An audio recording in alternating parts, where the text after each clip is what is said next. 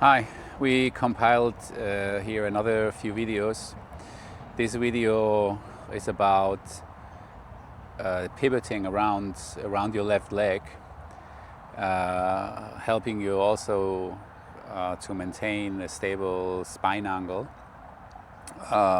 which later is crucial to control your handle.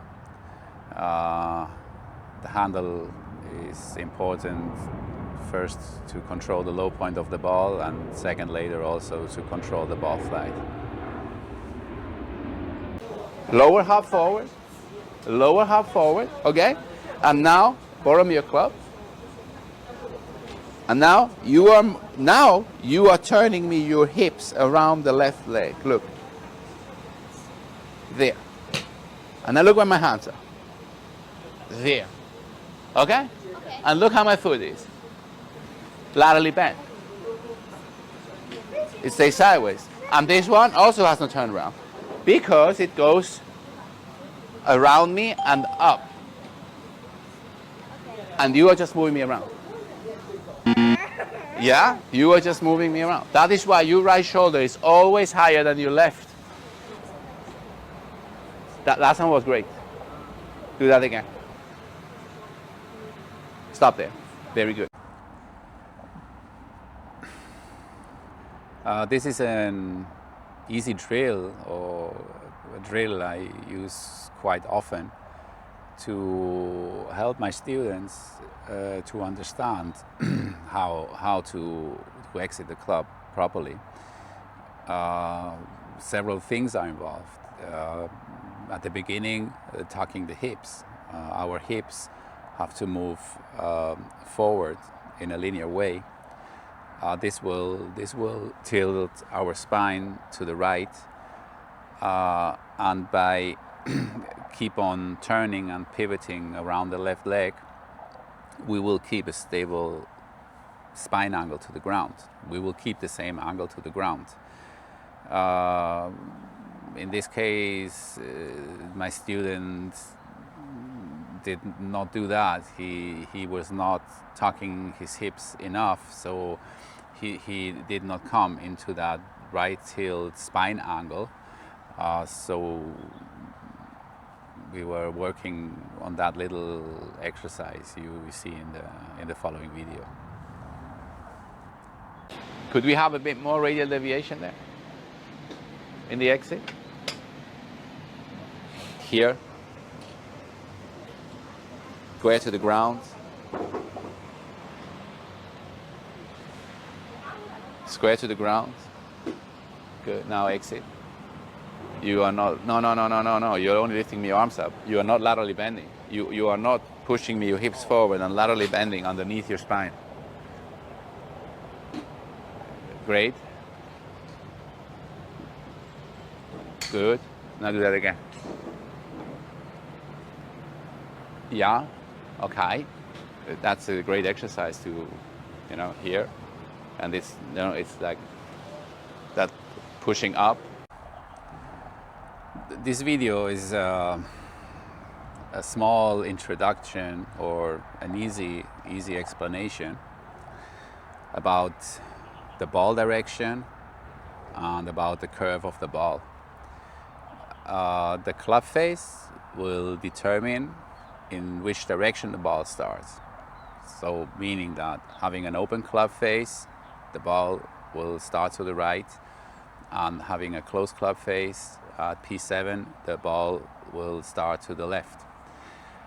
But the ball also can have a curve, and the curve occurs because there is a difference in the vector of the path and the club face, meaning that when my path is more on the right of my club face, this will cause a left curve of the ball, and if my path is more on the left than the club face, this will cause a right curve on my ball.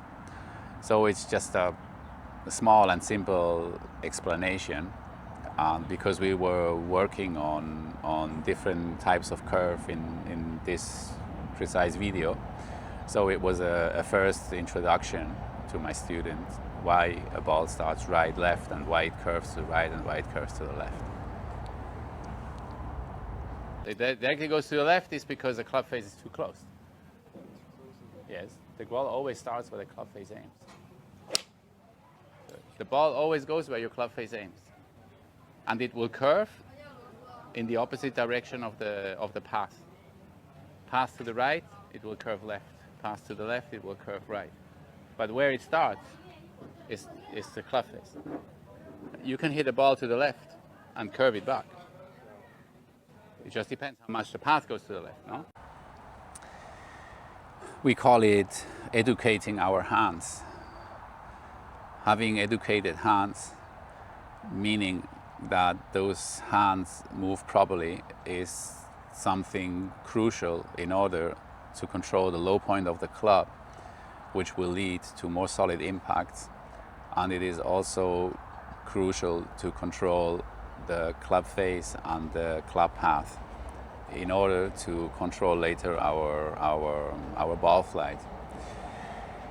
I can understand that one thing, as faster you move your wrists and as faster you think or believe you are speeding up your club head, that would lead to better and longer shots, but that is actually not true. That is not how it happens. And in this case, we were doing a few exercises so that my student could start beginning to understand and to learn how to control and how to educate her hands properly, leading to definitely now at this stage to have better impacts controlling the low point of the club. Good. Now listen. It is a question what I try to move. If I try to move the club head,